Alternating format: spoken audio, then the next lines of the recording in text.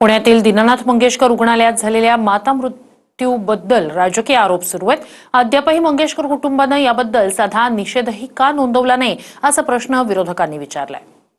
तिचे परिवाराच्या कुटुंबाची भेट घेऊन आलो।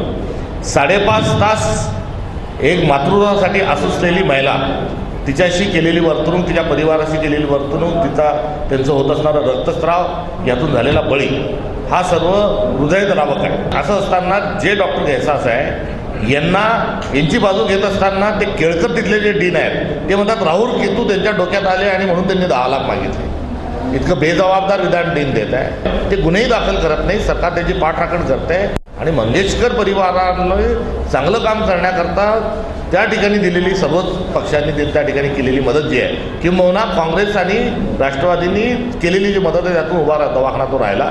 त्यामुळे मत कोणतं असेल काय असेल त्यापेक्षा प्रासंगिक काय आहे, त्या प्रासंगिकमध्ये मंगेशकर परिवाराची चुप्पी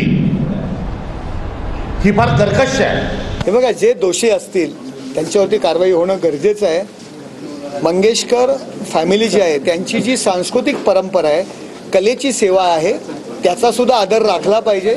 जर मंगेशकर फॅमिली त्या ट्रस्टमध्ये इन्व्हॉल्व 100% असेल आणि त्यांचा जर त्याच्यामध्ये काय हात, सरकार कोणालाच हे करणार सोडणार नाही आहे। परंतु केवळ मंगेशकर फॅमिलीवरती टीका करायची म्हणून ज्या पद्धतीने मंगेशकर फॅमिलीला त्यामध्ये गोवण्याचा जो प्रयत्न करतात, तर उगाच कुणाला काहीतरी वाटतंय म्हणून होणार नाही। जे कोण दोषी असतील त्याच्यावरती कारवाई